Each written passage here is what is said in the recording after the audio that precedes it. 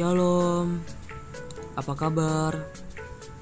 Saya yakin kalian sehat, baik itu jasmani maupun rohani, karena Tuhan selalu senantiasa memberkati kita semua. Kita akan memulai ibadah kita walaupun masih secara daring. Ibadah ini sama seperti ibadah di rumah Tuhan atau di gereja. Jadi siapkan hati dan pikiran kita agar ibadah ini tidak sia-sia. Saya persilakan untuk teman-teman mengambil doa pribadi atau saat teduh. Saya persilakan. Karena begitu besar kasih dan anugerahnya kepada kita, mari kita angkat pujian, tiba saatnya.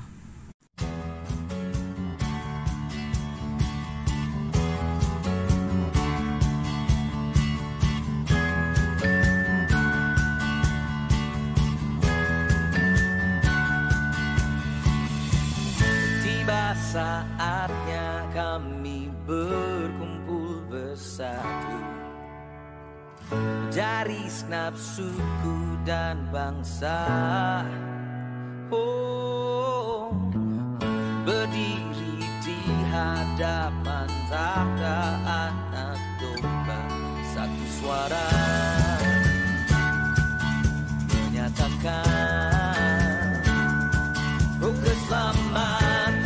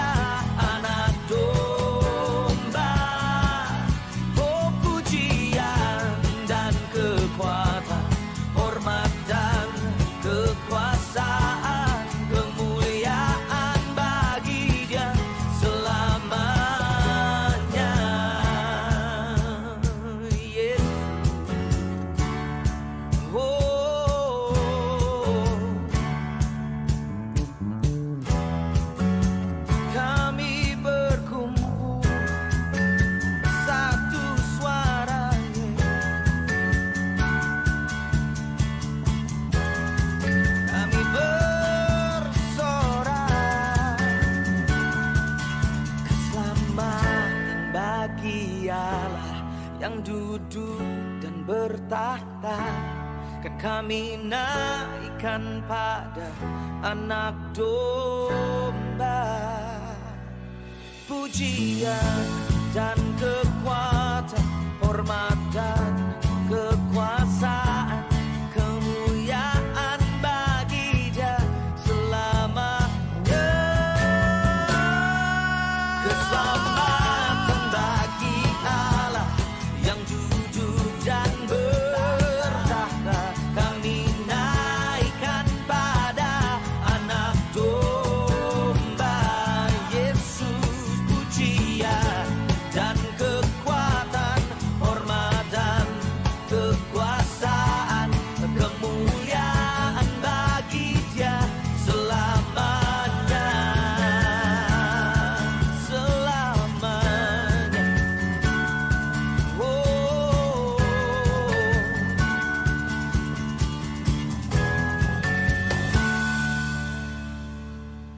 Mari kita berdoa. Bapa kami di surga, yang kami kenal dan kami sapa di dalam nama Tuhan Yesus, saat ini kami mengucap syukur berlimpah terima kasih karena Bapa masih memberkati kami untuk beribadah walaupun masih secara daring. Berkati ibadah ini dari awal pertengahan sampai selesai. Di dalam nama Tuhan Yesus, haleluya, amin. Kita akan doa syafaat serta doa Bapa kami, dan kita akan mendengarkan firman Tuhan yang akan disampaikan oleh hamba-Nya. Terlebih dahulu, mari kita angkat pujian, indah pada waktunya.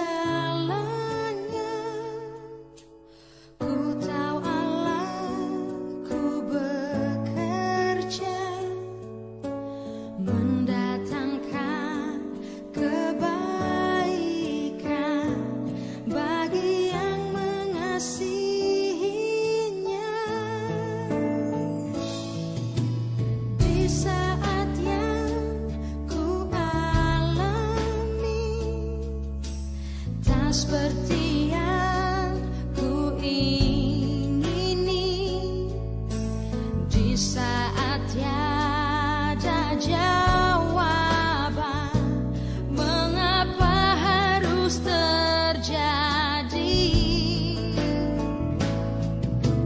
Namun di atas segalanya, ku tahu Allah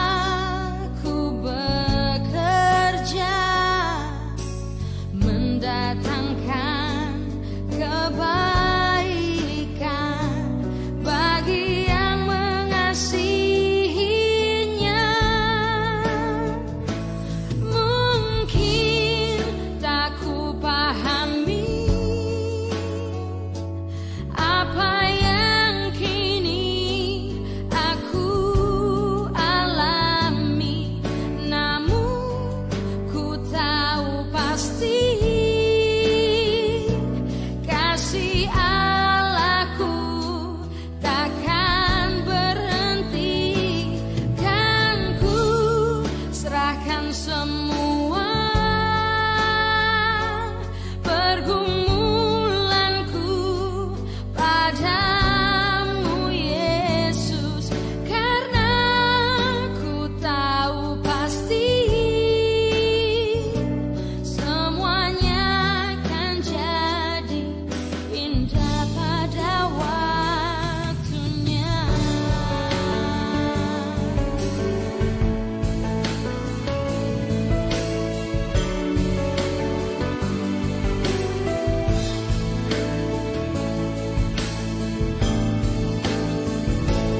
Mungkin tak ku pahami apa yang kini aku alami, namun ku tahu pasti kasih Allahku takkan berhenti. Kan ku serahkan semua pergumulanku padamu Yesus, karena ku tahu pasti semuanya akan jadi indah pada waktunya. Semuanya akan jadi indah pada waktunya. Semua akan jadi indah pada waktunya.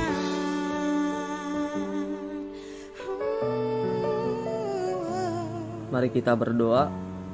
Bapa kami yang bertata di kerajaan sorga, saat ini kami mengucap syukur karena Bapa memelihara kehidupan kami sehari-hari. Bapak, saat ini kami juga ingin berdoa syafaat terlebih dahulu. Bapa, mohon ampun setiap dosa dan pelanggaran yang kami perbuat di dalam kehidupan kami sehari-hari. Bapak, saat ini kami ingin berdoa bagi bangsa dan negara kami, terutama bagi Dewan Perwakilan Rakyat yang sudah mengeluarkan Undang-Undang Cipta Kerja. Kiranya Bapa mencukupkan ekonomi keluarga kami dan kebutuhan hidup kami sehari-hari. Kami juga berdoa bagi pemerintahan kami, baik itu daerah maupun pusat. Ya Tuhan, sertailah mereka dalam menyediakan kebutuhan negeri kami memerangi pandemi ini. Bantu juga para medis, dokter, relawan, dan tim yang mengurus pandemi ini. Berikan mereka kekuatan dan kesehatan senantiasa. Kami juga berdoa bagi masyarakat yang ikut serta dalam demokrasi. Kiranya Bapa memberikan kesadaran kepada mereka agar tidak merusak fasilitas umum dan tidak merugikan orang lain. Bapa, saat ini juga kami berdoa bagi gereja dimanapun berada. Kiranya Bapa memberkati gereja dalam mengurus tata beribadah, terutama bagi gereja kami. Kiranya Engkau memberikan berkat bagi pelayan dan berkatin juga para setiap pengurus gereja. Kami juga berdoa untuk para pendeta dan pemimpin gereja. Ya Tuhan, bantulah mereka mengembalakan jemaat dengan cara-cara kreatif. Kami juga berdoa bagi orang tua kami, berikan mereka kesehatan dan kesabaran dalam mengurus segala sesuatu untuk kebaikan kami sebagai anak-anaknya. Berkatin usaha dan pekerjaan orang tua kami.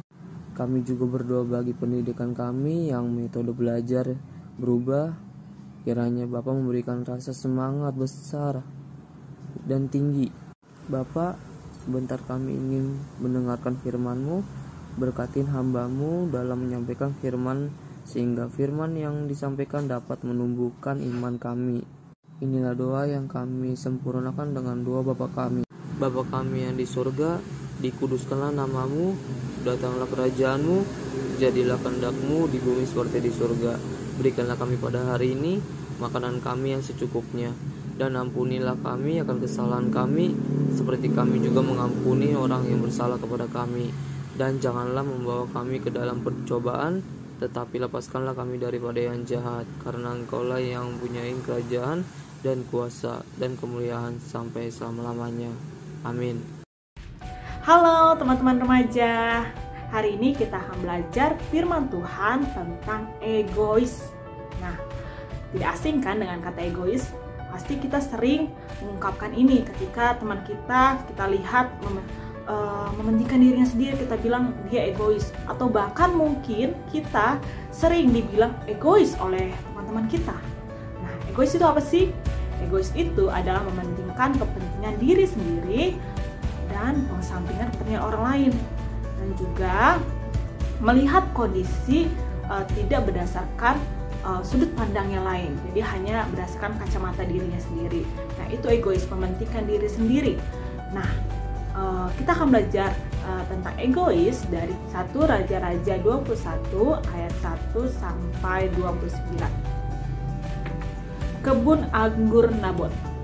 Sesudah itu terjadilah hal yang berikut. Nabot, orang Yizreel, mempunyai kebun anggur di Yizreel, di samping istana Ahab, Raja Samaria. Berkatalah Ahab kepada Nabot, berikanlah kepadaku kebun anggurmu itu supaya kujadikan kebun sayur, sebab letaknya dekat rumahku. Aku akan memberikan kepadamu kebun anggur yang lebih baik daripada itu sebagai gantinya. Atau jikalau engkau lebih suka, aku akan membayar harganya kepadamu dengan uang. Jawab Nabot kepada Ahab, kiranya Tuhan menghindarkan aku daripada memberikan milik pusaka nenek moyangku kepadamu. Lalu masuklah Ahab ke dalam istananya dengan kesal hati dan gusar karena perkataan yang dikatakan Nabot, orang Israel itu kepadanya, tidak akan kuberikan kepadamu milik pusaka nenek moyangku. Maka berbaringlah ia di tempat tidurnya dan menelungkupkan mukanya dan tidak mau makan. Lalu datanglah Izebel istrinya dan berkata kepadanya, apa sebabnya hatimu kesal sehingga engkau tidak makan?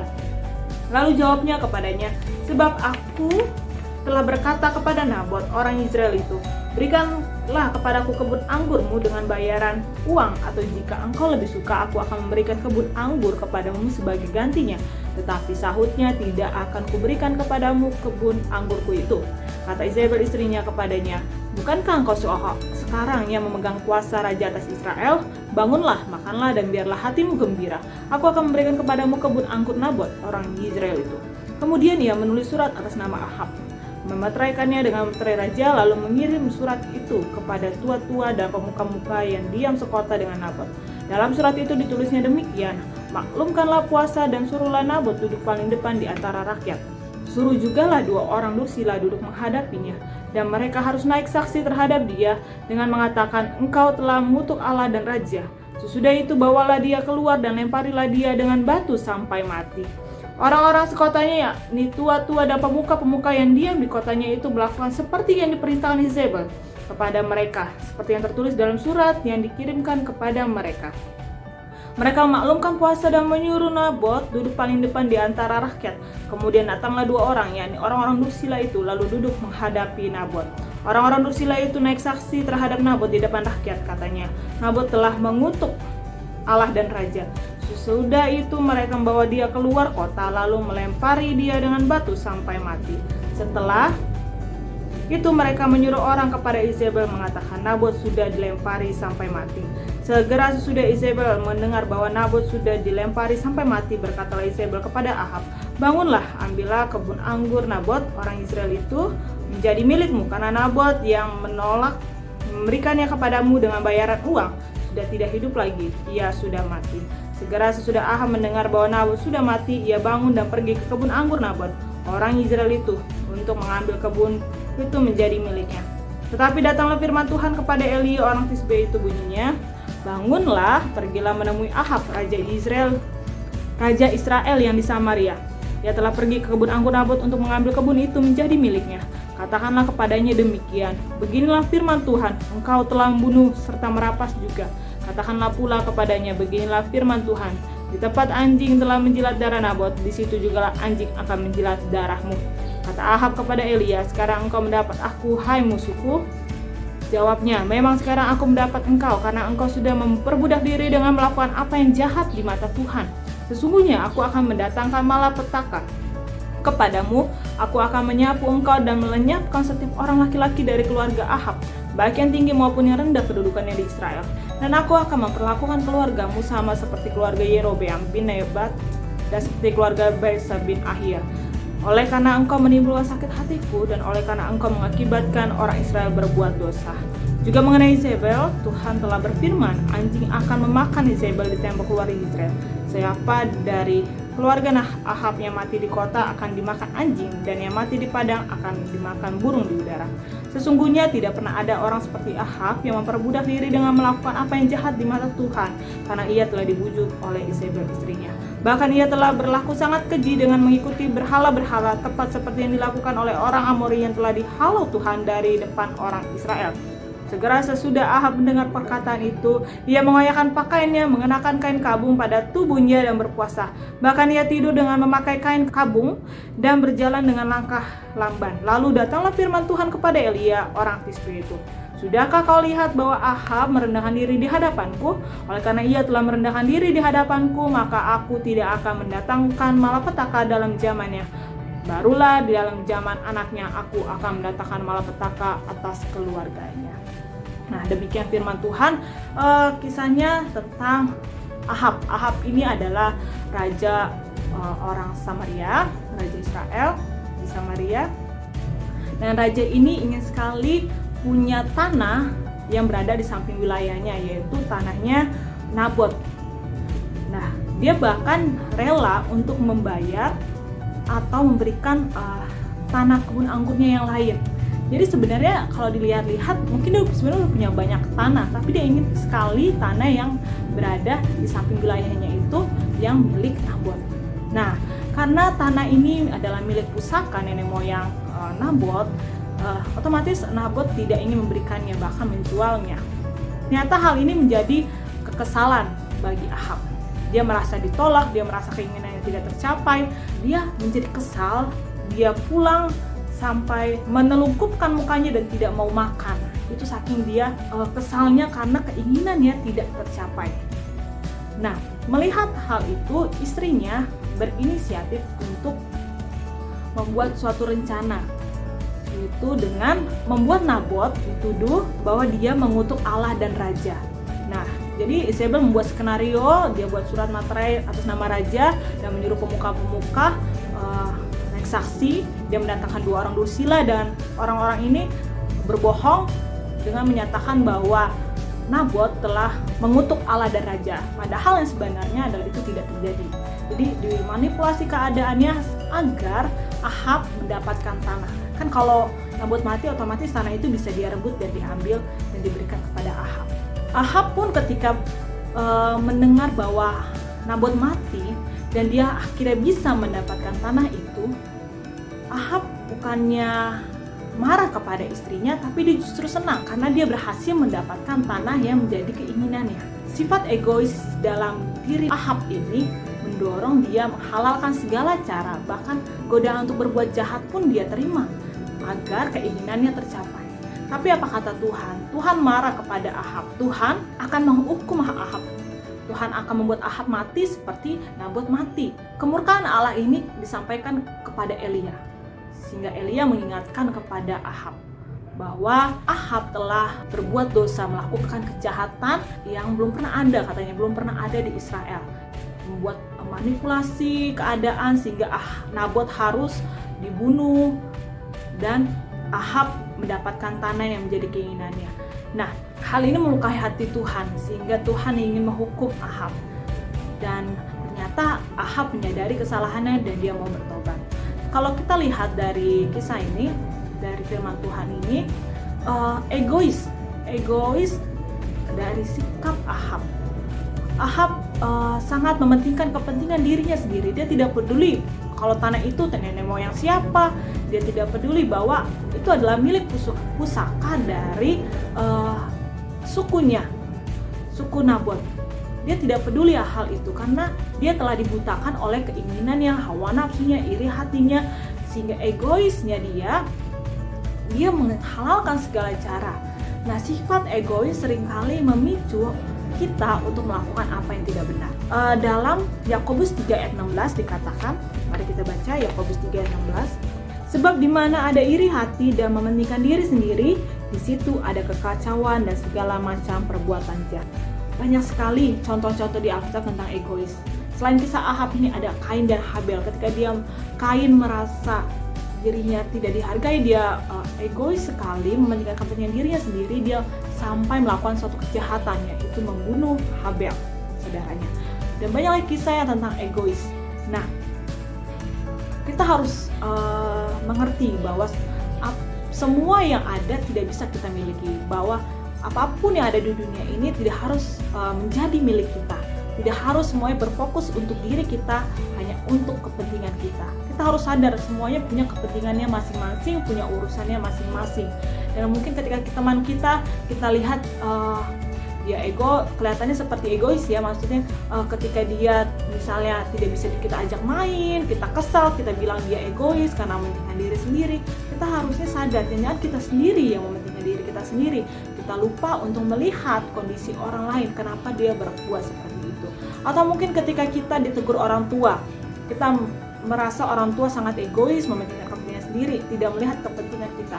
Dan harusnya kita juga merefleksikan lagi, kenapa orang tua sampai seperti itu, melarang kita melakukan ini dan itu, menuntut kita untuk melakukan A, B, C. Nah, kita harus lihat adalah itu untuk kepentingan diri kita sebenarnya, bukan kepentingan orang tua.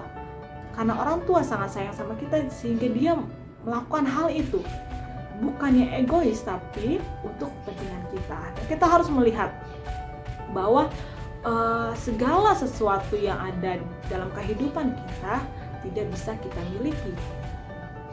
Kita harus sadari itu. Sehingga kalau kita sadar bahwa itu semua tidak bisa kita miliki, kita tidak menjadi egois, kita tidak menjadi iri hati dan mementingkan diri kita sendiri. Seperti Tuhan. Kalau Tuhan egois, mungkin kita tidak akan ditebus. kita tidak akan dikasihinya. Tapi karena kasih Allah yang besar, dia tidak mementingkan dirinya sendiri, dia mau turun ke dalam dunia, mati di kayu salib untuk menebus dosa kita. Kalau kita menyadari bahwa kasih Allah yang begitu besar, yang tidak mementingkan diri sendiri, harusnya itu menjadi fondasi bagi kita untuk kita juga tidak mementingkan kepentingan diri sendiri. Kita tidak menjadi egois. Marilah kita menjadi anak-anak yang selalu mementingkan kepentingan orang lain. Mari kita baca di dalam Filipi 2 ayat 2-3. Karena itu sempurnakanlah sukacitaku dengan ini, hendaklah kamu sehati sepikir dalam satu kasih, satu jiwa, satu tujuan, dengan tidak mencari kepentingan sendiri atau pujian-pujian yang sia-sia. Sebaliknya, hendaklah dengan rendah hati yang seorang menganggap yang lain lebih utama daripada dirinya sendiri. Sebaliknya, hendaklah dengan rendah hati yang seorang menganggap yang lain lebih utama daripada dirinya sendiri. Nah, kita diingatkan oleh Tuhan bahwa kita harus menganggap orang lain lebih utama daripada diri kita sendiri. Sehingga ini harusnya menjadi dorongan buat kita supaya kita tidak egois. Seringkali di masa-masa remaja ini kita menjadi mudah sekali untuk egois. Kita ingin semuanya, apa yang kita inginkan tercapai, orang lain harus bertindak seperti ABC, seperti keinginan kita. Kita harus sadar bahwa itu semua tidak bisa kita tuntut. Daripada menuntut orang lain melakukan apa yang kita inginkan, lebih baik kita melakukan apa yang baik, apa yang benar sesuai dengan firman Tuhan untuk kebaikan dan kepentingan orang lain. Itu jauh lebih berguna dan berdampak bagi diri kita. Karena kalau kita berusaha untuk mementingkan diri kita sendiri, kita egois, melakukan segala hal untuk memenuhi segala keinginan kita, yang akan kita rasakan, yang akan berdampak pada kita bukan hal positif, tapi hal negatif. Diri kita akan rusak, kita akan mendapatkan hal yang buruk. Akan ada tadi kejahatan, menimbulkan kejahatan dan kekacauan dalam diri kita. Dan dalam hal mengikuti Yesus, kita telah belajar bahwa mengikuti Yesus kita harus menyangkal diri, memikul salib, dan mengikuti Dia. Ada menyangkal diri, yaitu menanggalkan segala keinginan kita, membuangnya. Tapi kita harus memenuhi diri kita dengan keinginan Allah, menyenangkan hati Allah. Dan firman ini menguatkan dan meneguhkan hati kita supaya kita diingatkan untuk tidak egois dan tidak menghalalkan segala cara untuk mencapai keinginan kita, tapi kita berusaha untuk mementingkan orang lain dan bukan mementingkan diri sendiri. Biar semuanya menjadi kemuliaan bagi nama Tuhan dan semuanya menyenangkan hati Tuhan saja. Terima kasih, mari kita bersatu di dalam doa.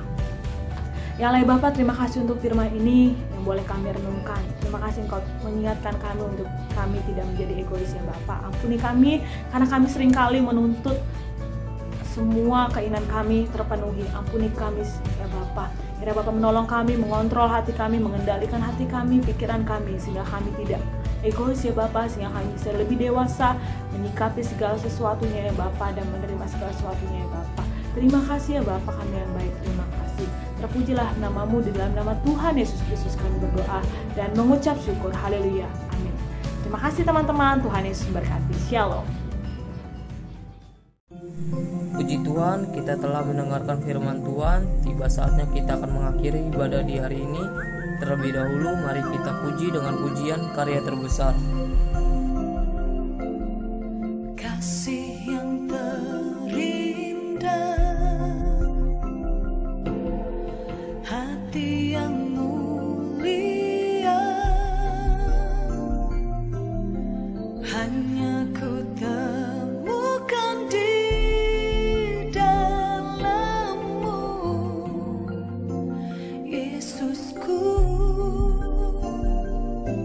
Pujian dari hatiku selalu di setiap waktuku, tiada pernah berubah kasihku. Karya terbesar dalam hidupku, pengorbananmu yang selamatkanku.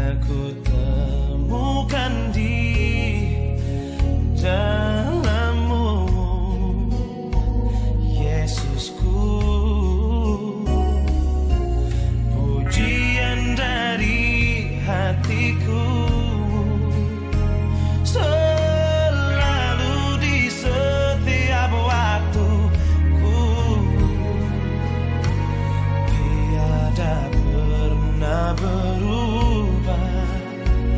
Kasihku kepadamu, karya terbesar dalam hidupku, pengorbananmu yang selamatkanku. Engkaulah harta yang tak ternilai, yang ku miliki dan ku hargai. Yesus, Engkau ku kagumi. Bapa kami yang ada di dalam kerajaan surga, pada hari ini kami mengucap syukur bahwa kami boleh mengakhiri ibadah kami ini dengan penuh sukacita. Terima kasih juga Tuhan atas pemeliharaan-Mu di sepanjang kehidupan kami. Teman-teman, saya persilakan untuk teman berdoa secara pribadi. Sampaikan pergumulan Anda. Saya persilakan.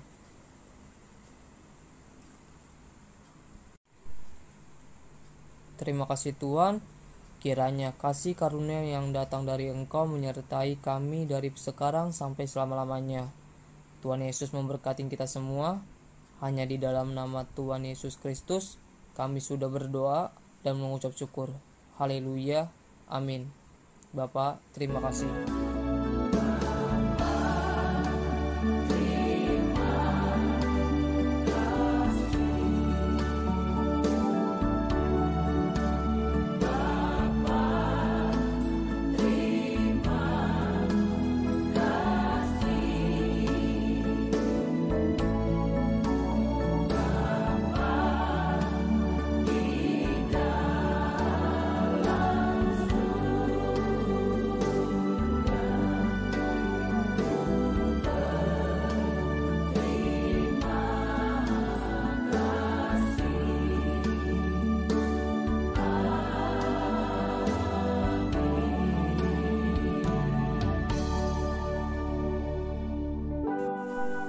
Ibadah selesai, Tuhan Yesus memberkati.